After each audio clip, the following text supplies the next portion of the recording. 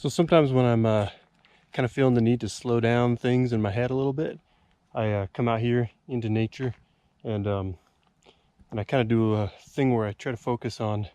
Sometimes I focus on like the small things, like kind of forcing myself to look a little closer at some of the plants, um, at different things. Just kind of having a more of a curious approach to my wandering, and and it helps me kind of see things. I start pay attention to the smells, the sounds, and all that, and it always seems to help me out a lot. It kind of has a way of fueling something up so that even once I head home and go back into normal life, I still kind of have um, some of this kind of lingering with me. So that's something that helps me sometimes.